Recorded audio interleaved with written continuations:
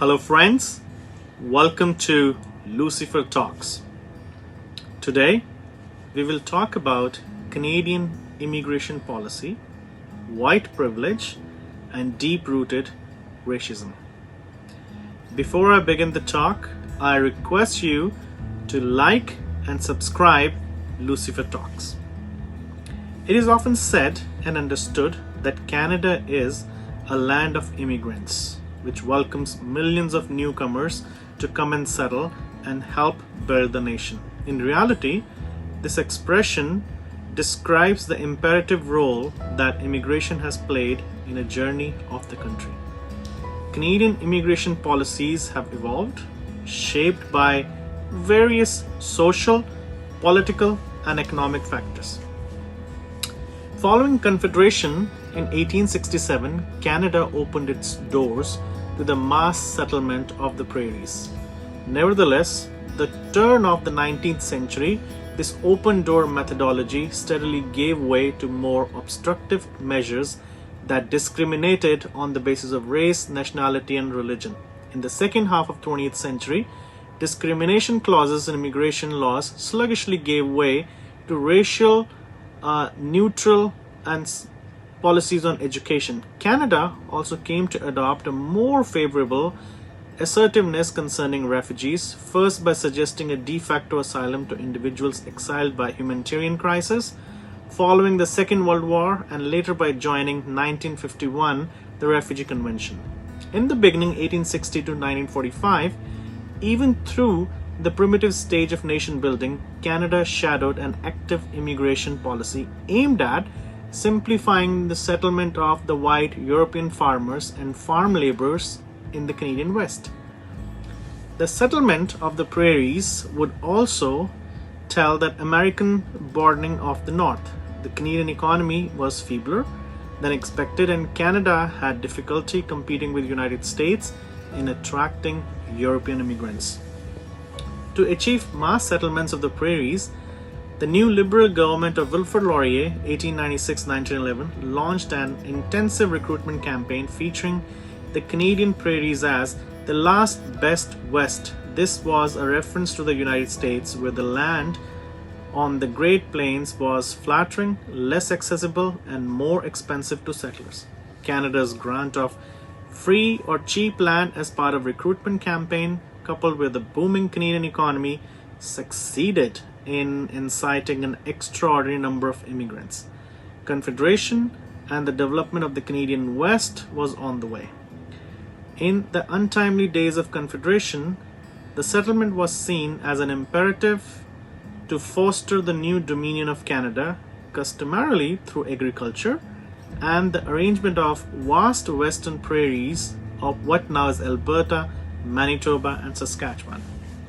The use of immigration as a means of land development was so apparent at that time. The subjects of immigration and agriculture were treated under the equivalent heading in the Constitution Act 1867.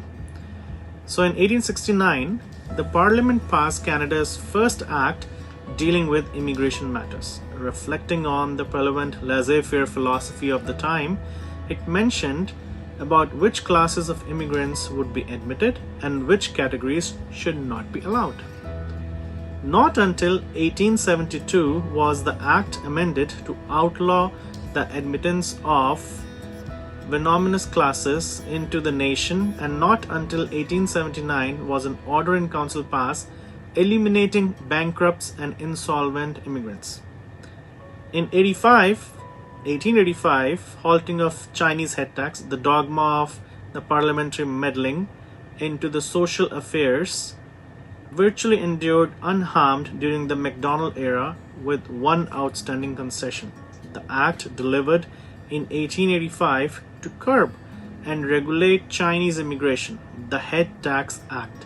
During the introduction of the Head Tax Bill, Secretary of the State Joseph acknowledged that placing ethnic limits on immigration abolished a long ritual whereby British soil was open to any member of the human family.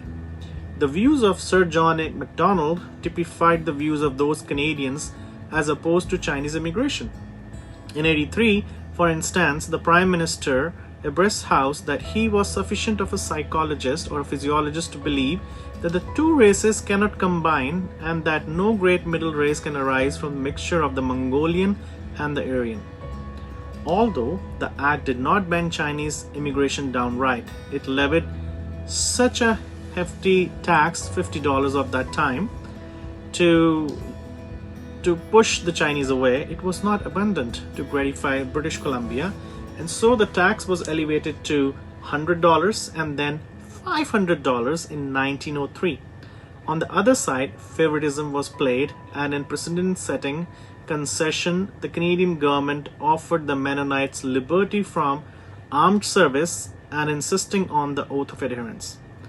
In response to these offers, as well as the assurance of the fullest privilege of exercising their religious principles, government travel assistance of $30 per adult to Mennonite families of good character, and block settlement.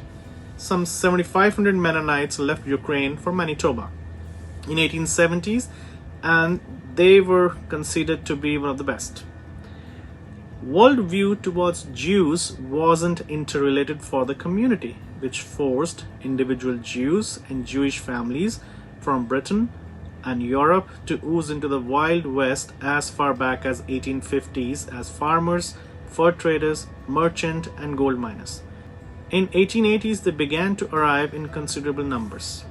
Jews commenced their fleeing Russia in throngs after the murder of Alexander II, and they were forced to be out from Kiev in Odessa. Canada's first High Commissioner to Britain, Alexander Galt, raised the issue of Jewish immigration with Sir John A. Macdonald. Jews, the educated, he told the Prime Minister, were grander people who had the funds to establish in Canada, and he wanted his country to play a part in the movement. During the Stefan years, the home children from the ranks of British poor, thousands of slum children, dispatched by Canada by the well-meaning humanitarians, parish workhouse schools, even appeared to be the idyllic solution to a two-pronged problem: what to do with tens of thousands of children from towns of Britain who confronted bleak future there, and how to meet the plea of cheap labor for the Canadian farms. Once in Canada, most of the boys, many of whom were 8, 9, or 10 years of age, were located on farms as laborers. Girls were sent to rural homes to work as domestic servants. Around 30,000 Bernardo children who came to Canada led anonymous lives, but not so George Green, a young Hungarian laborer from England. After his death, Canadians got to know about him and any of the other home children sent to Canada. Only after 7 months of his arrival, he was found dead, his limbs cut, his frame shrunken, and his body covered with asbestos as a result of unkind behavior at the hands of his uncommitted employer. Far-reaching the actions was taken when 3 home children committed suicide in the winter of 1923-24. Immigration branch in 1925 said no children under 14 years of age were to accompany Canada. They must come with someone. In 1928, the ban was made permanent. The program ended with the last Bernardo children in July 1939. Canada moved towards forging a new immigration policy under Frank Oliver, and his challenge to put free entry policy officially to rest. Oliver embarked on alteration of Canadian full immigration policy. 2 acts capped his legislative program, the first being the Immigration Act of 1906, which significantly consolidated and altered all immigration legislation dating from realization of 1869 status reserving immigration. Denying entry to Canada to undesirable individuals from the same countries was quite another matter.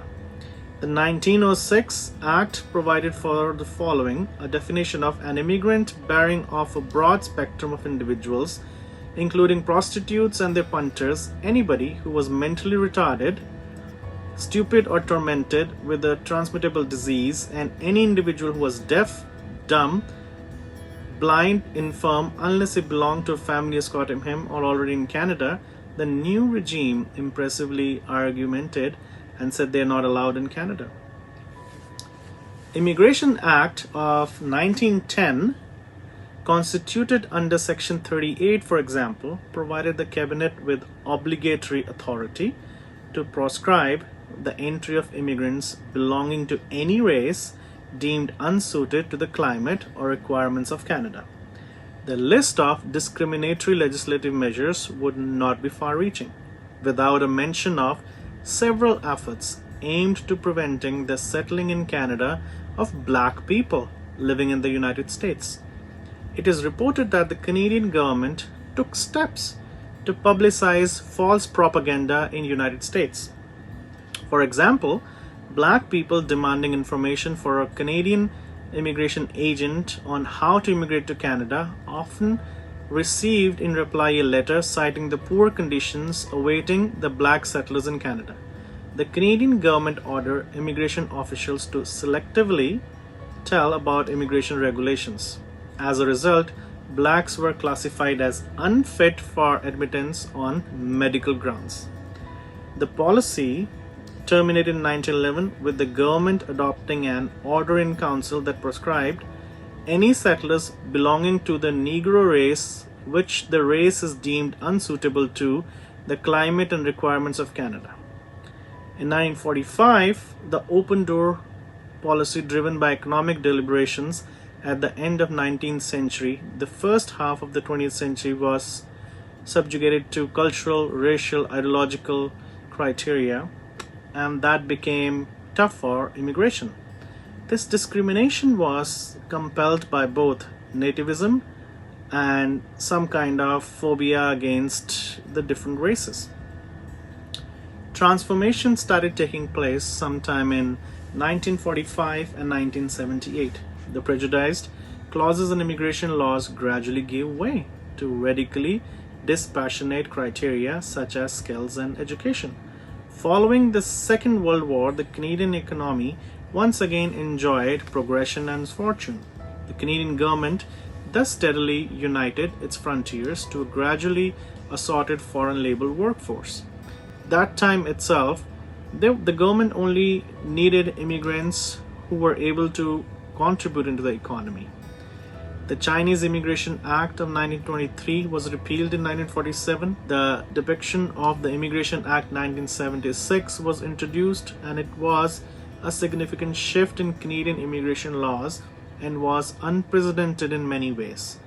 In 1980s and 1990s, the public opinion changed. Many refugees were accused of abusing the system, is looking for a way around the systematic immigration regulations. The issue was the late 1980s when two boats transporting Sikhs and Tamils migrants landed in Canada, Atlantic, and their commuters claimed refugee status. It sparked a national outcry, and the government argued the prohibited claimants were trying to jump the queue to benefit from potential forbearing measures aimed at dissipating the refugee blockage. The adoption of the Canadian Charter of Rights and Freedom in 1982 was a significant step in the right direction for Canada. Another landmark event during the era was the adoption of 1998 of Canadian Multiculturalism Act. Later, Prime Minister Pierre Trudeau, 68-79, who served 1980-84, had announced multiculturalism was an official policy. The Immigration and Refugee Protection Act of 2001 and the current immigration system. The process of immigration reform began in 1996 with the appointment of the Liberal government and under the Prime Minister John Crescent 1993-2003, a three-person panel to review all immigration laws. IRPA 2001 replaced an Immigration Act of 1976. IRPA 2001 provided the government with powers to arrest, detain, deport foreign nationals, permanent residents on the mistrust, and they might be or could become a security threat to Canada. Today we see some changes.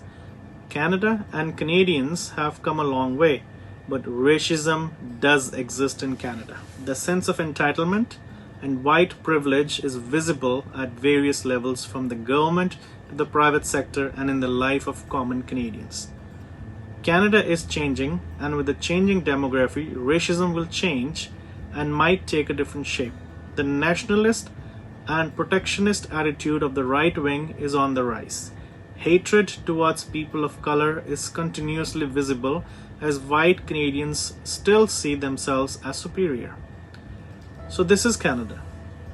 And a lot of people want to come to Canada for a better life. And they should come to Canada for a better lifestyle for themselves, for their family, for their children, for their next generations. But before coming to Canada, be prepared. If someone is telling you that Canada is looking after you, or Canada wants you to come in to the country and establish yourself and prosper, that might be right. But Canada wants you to come over to be part of the system where you'll be putting your efforts and help Canada and Canadians maintain their healthy lifestyle or help the economy sustain and grow. For any new immigrant who's coming to Canada, it's a long journey and it's not going to be easy for you. If you are ready for the challenge the way I was, or even today, I'm ready to face the challenges because I feel for the betterment of one, we need to continue the fight. We can fight by being in the system, and through that we need to educate everyone. All races are same, our religions, our beliefs might be different, but the end goal might be the same. So if you are coming to Canada, welcome. Come with an open mind, and with your hard work, the motivation you have, you will succeed and do well for yourself and for your family. But be prepared, you will go through a lot of tough times, because even today the supremacy is there, and if you're a person of color just like me, then maybe you will face a lot of challenges. Within the circle you establish yourself will depend on your skills. So stay tuned to Lucifer Talks, and we will continue our discussions on a lot of burning topics. If you have any questions related to Canada, Canadian immigration, life in Canada, or what an international student can expect in Canada, work permits or anything, I'll try to provide you the best answers possible.